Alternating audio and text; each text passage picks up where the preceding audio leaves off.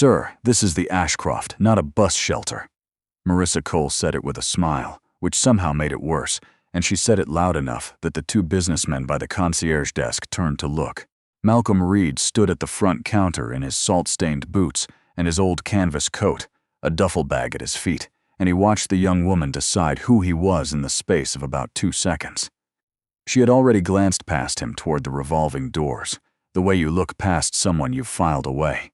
A couple near the elevators exchanged a small, amused glance. Nobody said anything. Nobody had to. Malcolm didn't raise his voice or ask for her manager or set his jaw.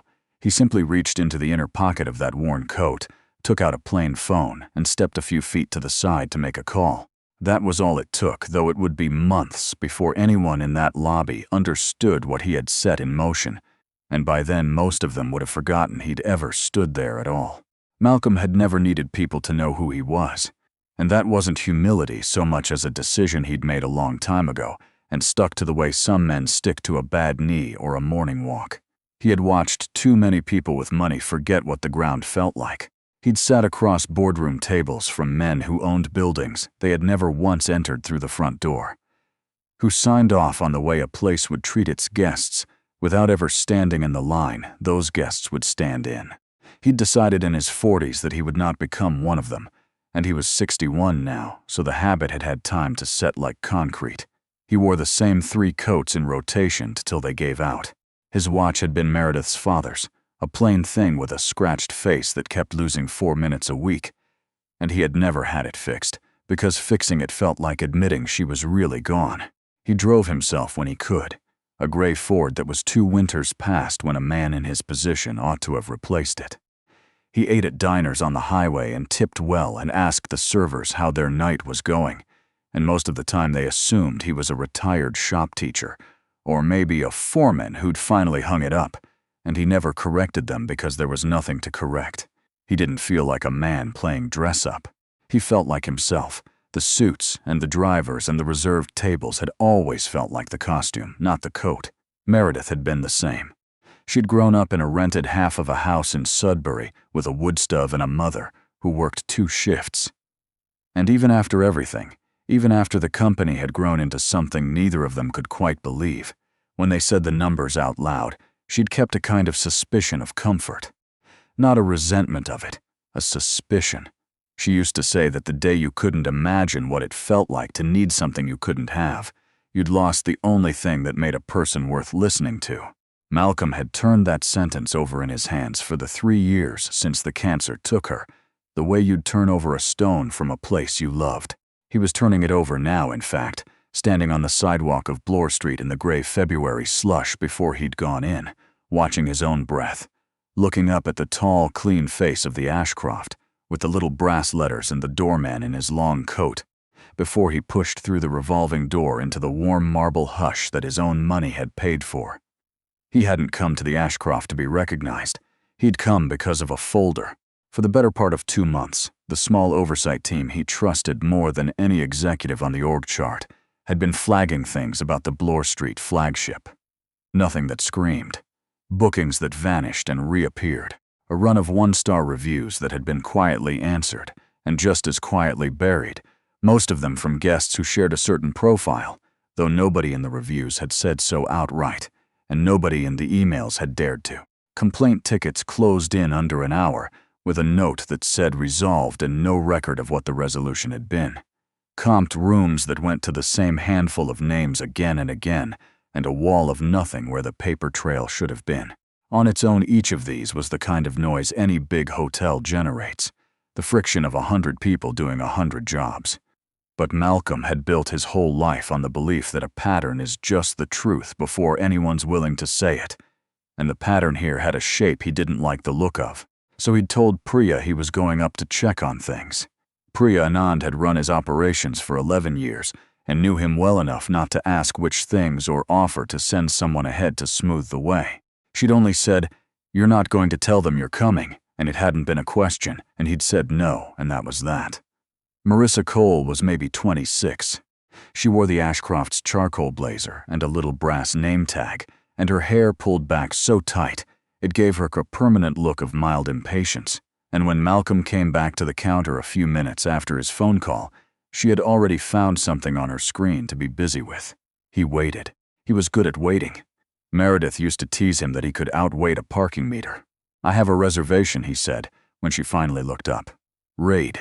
2 nights." She typed with the tips of her fingers, barely touching the keys, and he watched her face do a small, honest thing before she caught it, a flicker of surprise that the worn coat and the duffel bag had a real reservation attached to them, and then a decision to be unimpressed by that too.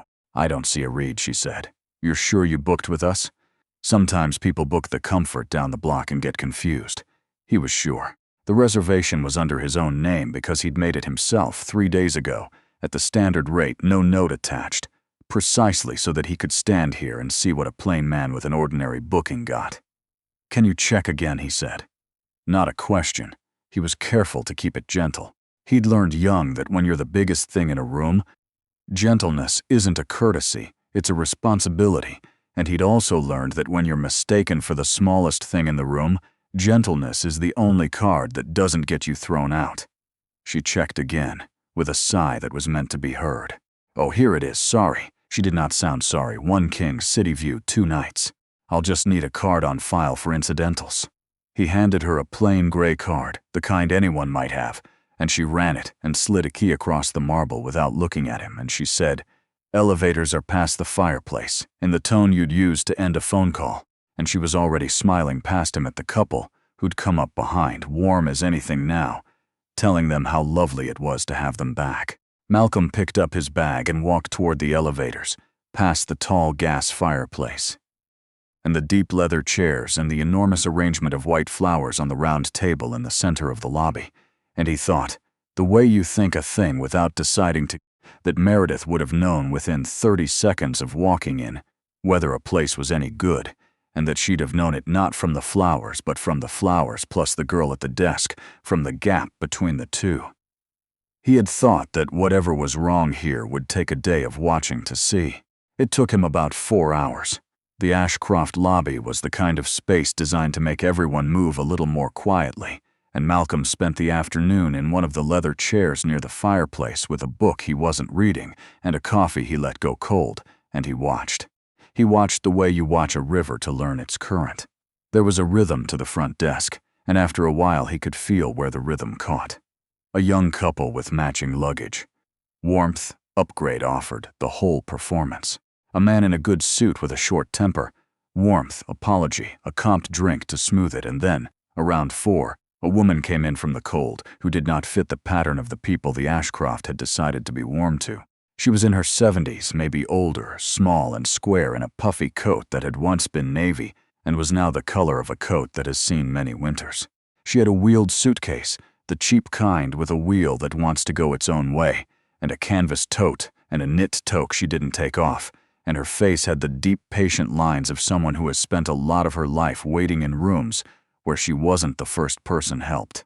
She came up to the counter and Marissa's whole body did the thing Malcolm had watched it do to him, a little straightening, a little cooling. Her name was June Cardinal. Malcolm learned that because she gave it twice, spelling out Cardinal like a woman who has had to spell it before, Cardinal, and because she said she had a reservation and had come in on the bus from up north for her granddaughter's convocation at the university in the morning, and she wanted to be sure everything was set because she'd paid the deposit already, $300, back in November, and she had the confirmation right here, and she started digging in the tote for a folded piece of paper. "I'm not showing a reservation under that name," Marissa said. "It's Cardinal," June said again, patient, unfolding the paper, with hands that weren't as steady as they'd once been. "I have the number here. I called and everything. That's a confirmation for a booking that was canceled." Marissa turned her screen a half-inch as if that settled it. "There's a note here. It says, canceled November 29th. I didn't cancel anything. Well, it's canceled in the system." Malcolm sat very still in his leather chair with his cold coffee and watched an old woman be told, in a voice loud enough to reach him 30 feet away, that the thing she was holding in her hand wasn't true. He watched June Cardinal's face, and what he saw there was not surprise. That was the part that stayed with him afterward, that landed in him and didn't leave. She wasn't surprised. She had the look of someone to whom this specific kind of thing had happened before, in banks and in offices and at counters like this one all across a lifetime, and who had learned that surprise was a luxury she couldn't afford to keep spending. She just got quieter. She asked in a smaller voice whether they had any rooms at all. Then, because she'd come a long way, and she'd pay again if she had to, and Marissa told her the hotel was fully committed for the night, which Malcolm knew for a fact was not true, because he'd looked at the occupancy that morning, and the Ashcroft was running at 71%. And here is where the second thing happened, the thing that told Malcolm the rot went deeper than one girl at a desk. A young man came out from the back office with a stack of key cards, a tall kid, maybe 22, with a name tag that read Simon and a nervous, earnest way of holding himself. Simon Okafor had clearly heard the last of it. He set the cards down and said quietly to Marissa, "We've got the 2-on-4 that came back from maintenance. The 412's clean. I just walked it." He wasn't challenging her, not really. He was a junior clerk trying to solve a problem the way you're taught to solve problems, by finding the room that exists. And Malcolm watched Marissa turn and give this kid a look that could have frozen the fountain in the lobby, and he watched Simon's face fall, and he heard her say, "Low, not low enough." Terrence said not to. There it was. Terrence said not to. A name and an instruction and the whole shape of it in 4 words. Whatever this was, it wasn't Marissa Cole's invention. It was policy. Unwritten, deniable, but policy. June Cardinal thanked them, which nearly broke something in Malcolm, the thank you, and she zipped her tote back up and wheeled her lopsided suitcase back out through the revolving door into the February dark to find somewhere else, an old woman who'd come in on a bus for her granddaughter's convocation, and the doorman held the door and said, "Have a good evening, ma'am," with a warmth the desk hadn't shown her, and then she was gone, out into the slush and the wind coming off the lake. Malcolm got up.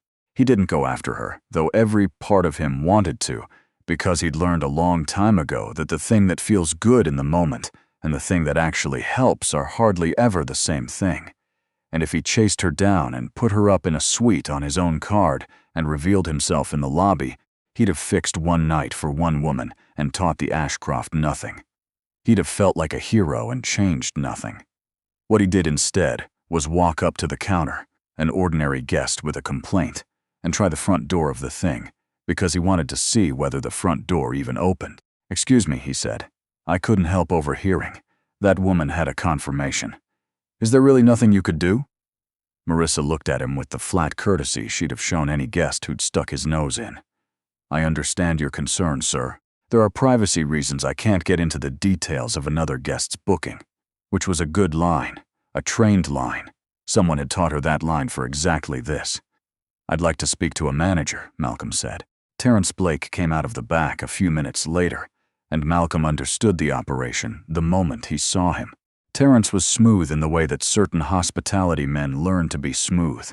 A firm handshake he didn't offer, a suit that fit, a smile calibrated to the size of the problem in front of him, and right now the problem in front of him was a scruffy guest in a canvas coat, which meant the smile was set to small. He listened to Malcolm's concern with his head tilted at exactly the angle that says "I'm listening," while the eyes say "I've already decided." And then he said the hotel took its service standards extremely seriously, and that he was sorry if a guest interaction had left the wrong impression, and that there were confidential factors in every booking that a bystander wouldn't be aware of. He said bystander the way another man might say trespasser. Malcolm asked whether there was a regional contact he could raise a concern with, someone above the property. Terrence said all guest feedback could be submitted through the website, and that they valued it enormously, and he gestured, subtly but unmistakably, toward the elevators, the way you shoo a thing back to where it belongs. And Malcolm, who could have ended Terrence Blake's career with the phone in his pocket right then and there, said thank you and went up to his room. He stood at the window of a City View King on the 14th floor and looked down at Bloor Street, the streetcars and the salt trucks and the people bent into the wind, and he thought about the fact that not one person in that lobby knew who he was. Marissa didn't know. Terrence didn't know. The doorman who'd been kinder to June Cardinal than the entire front desk didn't know. Simon Okafor, the one who'd tried, didn't know. Malcolm was, at that moment, the only person in the entire building who understood what was actually happening in it, and there was something both useful and unbearably lonely about that. Standing 14 floors up in a room he owned, watching an old woman's bus pull away from a stop down the block, though of course he couldn't have known it was hers, and probably it wasn't, and he thought it might as well have been. He took out his phone and called Priya. She picked up on the second ring, the way she always did. He gave her the whole of it in about 4 minutes, because he'd learned to be economical about the things that mattered. The lobby, Marissa's conduct, the canceled reservation that June Cardinal swore she hadn't canceled, the 71% occupancy against a claim of full, the 4 words the junior clerk had said, Terrence said not to, and the smooth wall Terrence Blake had put up when a nobody in a canvas coat asked a reasonable question. He told Priya what he wanted, a full audit of the property's booking records for the past 3 years. Not the complaints they'd already flagged, the cancellations. Every reservation that had been canceled from the property side, sorted by who'd made the booking and who'd canceled it, and whether the deposit had ever gone back. He wanted the comp records cross-referenced against the cancellations. He wanted to know whether the same names kept getting comped while other names kept getting canceled, and he had a bad feeling he already knew what shape the 2 lists would make when you laid them side by side. Priya asked how fast. "I want the team assembled by the end of next week," Malcolm said. "I want everything that can be documented before then. And Priya, this stays quiet. No word to regional, no word to the property. Nobody at that hotel finds out anything is happening until I decide they do." "You're worried they'll clean it up," she said. "I'm worried they'll clean it up," he agreed. "And I'm more worried about what cleaning it up looks like. If Terrence Blake finds out the owner spent an afternoon in his lobby, the first thing he does is fire the girl at the desk to sue himself. And then everyone learns exactly the wrong lesson, which is not don't treat people like garbage. It's don't get caught. I don't want a scapegoat. I want the truth, and I want to know how far up the instruction went. Because Marissa Cole did not invent this by herself. Somebody trained her to say confidential factors. Somebody taught her the privacy line. I want to know who." There was a pause on the line, and then Priya said gently, "You okay?" "No," Malcolm said, because he didn't lie to Priya, and because he wasn't. "There was a woman here today, in her 70s, came in on the bus for her granddaughter's convocation. They told her the thing in her hand wasn't real and sent her out into the cold, and she said thank you on the way out." He was quiet for a moment. "Meredith would have burned the building down. Meredith," Priya said, "would have bought the building, which she did, and then done exactly what you're doing." Malcolm smiled, a little, at the window. "Get me the records," he said, and hung up, and stood there a while longer as the sky went from gray to that dirty orange that a winter city makes at night, and he did not sleep especially well. The audit took 9 days, and it confirmed the shape Malcolm had felt in the lobby, with a precision that was almost worse than not knowing. Over 3 years, the Bloor Street property had canceled just under 400 reservations from the property side. Not guest cancellations, property cancellations, the kind that get logged with a code and a note. When Priya's team pulled those 400 and looked at who they'd canceled, a pattern rose up out of the data like a stain coming through a ceiling. The cancellations clustered. They clustered around bookings made with prepaid deposits rather than premium cards. Around bookings that came in through the discount portals rather than the corporate channel. Around names and postal codes and every quiet proxy a person uses when they've decided some guests are worth more than others and they've built a system to act on it while keeping their hands clean. The comps ran the other way. The same 40 or 50 names over and over, upgrades and waived fees and welcome bottles, guests the property had decided to court. 2 lists, 1 truth. Terrence Blake's flagship had been running a quiet sorting operation on the people who walked through the door, deciding who was Ashcroft and who was a bus shelter. And it had been doing it long enough that it had stopped feeling like a decision to anyone involved and started feeling like the weather. The deposits were the part that made Malcolm's jaw tighten. When you cancel a guest's reservation from the property side, their deposit is supposed to be returned automatically. In dozens of cases, it hadn't been. It had sat, unrefunded on the books, a small gray pool of money taken from exactly the people who could least afford to lose $300, the June Cardinals, the ones who'd saved for the trip and prepaid because prepaying was the only way they could be sure. Nobody had stolen it exactly. It had simply never been given back, because the people it belonged to weren't the kind of people the Ashcroft worried about, and a thing you don't worry about is a thing that slips. Malcolm read the whole file twice at his kitchen table, with a cup of tea going cold beside him, and then he sat there for a long time in the dark, and he thought about Meredith, and about the woman with the wheeled suitcase, and about the fact that he had built this. Not the cruelty, he hadn't built that, but the building the cruelty lived in, the name over the door, the standards that were supposed to mean something, and had rotted quietly while he sat in his boardrooms, trusting that the words on the laminated card in the break room were the same as the way people were treated at the desk. He'd spent his whole life priding himself on staying close to the ground, and the ground had been doing this the whole time, and he hadn't known. That was on him too, and he let it be on him, because Meredith had also taught him that a man who won't hold himself accountable has no business holding anyone else accountable. He did not fire anyone by email. He didn't want it clean and remote and deniable, because clean and remote and deniable was exactly the machinery that had done the damage. He flew nobody in and made no announcement. Instead, on a Tuesday morning in early March, Malcolm Reed put on his canvas coat and his salt-stained boots and drove himself downtown and walked back into the Ashcroft on Bloor Street, and this time he did not take a number and wait in a leather chair. He walked to the front desk, where Marissa Cole was on shift, and he asked politely for Terrence Blake, and when Terrence came out with his calibrated small smile already loading, Malcolm handed him a plain business card, and he watched the smile die by degrees as Terrence read it, and read it again, and understood that the scruffy man he'd shooed toward the elevators 9 days ago owned the ground he was standing on, and everything built on top of it. What happened next was not the scene that a certain kind of story would want. Malcolm did not raise his voice. He did not gather the lobby to watch. He'd thought a great deal, over those 9 days, about the difference between justice and the feeling of justice, and he decided he had no use for the second one. He asked Terrence and Marissa to join him in the back office, and Priya was already there, having come in the night before, and there were 2 people from the review team, and the door was closed, and it was quiet, and it was, in its own way, far more devastating than shouting could ever have been. He laid the 2 lists on the table. He didn't editorialize. He asked Terrence to explain the cancellation codes, and Terrence tried, at first, the confidential factors line, the every booking has context line, and Malcolm let him finish and then slid across the deposit report, the one with the unrefunded money and the names, and he asked Terrence to explain that. And Terrence Blake, who was smooth, who was trained, who had built a small machine for deciding whose money mattered, ran out of lines.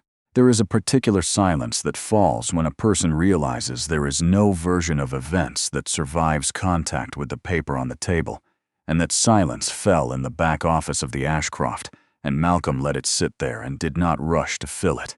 He turned to Marissa Cole then, and this was the part he'd thought hardest about. Because she had been cruel, he'd stood in front of that cruelty, worn it himself, watched her spend it on an old woman, and there was a part of him, the human part, that wanted her to feel exactly as small as she'd made June Cardinal feel. But he'd watched her say Terrence said not to, and he'd heard how young she was in it, how much she was performing a things she'd been taught to perform. And he did not think the answer to a system that had made a person cruel was to be cruel to that person and call it even. "When I stood at your desk 9 days ago," he said quietly, "you looked at my coat and my boots and you decided who I was, and then you decided how much I was worth, and then you treated me accordingly. You did the same thing to a woman named June Cardinal that same afternoon, except she'd come in on a bus for her granddaughter's convocation, and you sent her out into the cold with a lie, and she said thank you on her way out the door." He watched Marissa's face, and he watched something move behind it, and he couldn't tell yet whether it was shame or only the fear of consequences, and he'd learned that you often can't tell the two apart in the first minute, and that it doesn't much matter, because both start in the same place. "I'm not going to spend a lot of time telling you what you did. You know what you did. What I want you to sit with is that you didn't invent it. You were handed it, and you took it, and you got good at it, and that's the part that's yours." Terrence Blake was let go that morning, with cause, and the review went up the chain from there, because Malcolm had been right that the instruction hadn't started at the property, And by the end of the month, a regional director who'd built his numbers on exactly this kind of quiet sorting was gone too. And the whole grubby architecture of it came apart in the light, the way these things do, once someone with the authority to look actually looks. The unrefunded deposits were returned, everyone, with a letter and interest and a personal apology signed by Malcolm himself, and where the team could find the guests who'd been turned away. They were offered a stay, a real one, no strings. Though Malcolm knew a stay didn't give a person back the night they'd stood in a lobby and been told they weren't wanted. Marissa Cole was not fired. This surprised the review team, and it surprised Marissa most of all. She was suspended, and she was put through the retraining that the whole property was put through. And Malcolm made one condition of her keeping her job, which was that she write, in her own words, to June Cardinal, and that the letter be real and not a form, and that she understand it was not for the file, and not for him, but for the woman she'd sent into the cold. He did not check whether the letter was good. He'd decided that the checking was the point of failure, that the whole disease of the place had been people performing decency for the file, and that if Marissa Cole was going to become a person who didn't do what she'd done, it would have to happen somewhere he couldn't see, or it wouldn't happen at all. And Simon Okafor, the kid who'd said the 412 was clean, who'd tried to find the room that existed and been frozen out for it. Malcolm remembered him. When the property was rebuilt, when the new manager came in, Simon was one of the first people she was told to talk to, and within the year he was running a front desk of his own, and Malcolm never told him about the leather chair or the afternoon, or the fact that the owner had watched him try to do the right thing and had not forgotten it. He didn't tell him because Simon hadn't done it for an owner. He'd done it because a room was clean and a person needed a bed, and the whole worth of it was that no one had been watching, and Malcolm was not going to cheapen that by revealing that someone had been. June Cardinal did make it to her granddaughter's convocation, as it turned out. She'd found a room at a smaller place down by the campus that night, cheaper and kinder, and she'd sat in the arena the next morning and watched her granddaughter walk across the stage, and none of the Ashcroft's cruelty had managed to take that from her, which Malcolm was glad of and also understood was pure luck and not a mitigation of anything. When the review team reached her, she was cautious on the phone in the way of a woman who'd learned that offers usually have hooks in them, and it took some doing to convince her that the deposit really was coming back and that there wasn't a catch. Malcolm asked, through Priya, whether June would be willing to have her experience documented. Not to demand anything of her, just so that it existed, on the record, so that the next old woman who came in from a bus with a folded paper in her hand would be walking into a different building. And June Cardinal said yes, she supposed that would be all right. And then she said the thing that Malcolm carried with him longest, the thing he wrote down on a scrap of paper and kept. She said what would matter to her more than any deposit was whether the next person got treated like a human being. She didn't need the money made right for herself. She needed the building made right for whoever came after. 4 months after the review, on a bright cold Tuesday in early spring, when the light came off Lake Ontario clean and the slush had finally given up, Malcolm Reed put on the same canvas coat and drove himself downtown and walked back into the Ashcroft on Bloor Street. He took a number, though he didn't need to, and he sat in one of the deep leather chairs near the gas fireplace, and he waited, and he watched. The clerk who called his number when it came up was a young man he didn't recognize, and the young man greeted him with the same straightforward warmth he'd used on the 3 guests before him, without the little performance of it, without the smile that curdled the moment it decided you weren't worth it. Malcolm said he had a question about a reservation, and the young man pulled up the record and answered it and asked if there was anything else, and there wasn't. And Malcolm thanked him and stood up and walked out into the spring morning. He stood on the sidewalk of Bloor Street for a moment, with his hands in the pockets of his old coat, and looked back through the tall glass at the lobby, the marble, and the white flowers, and the leather chairs and the desk where people were being helped. From the outside, the building looked exactly as it always had.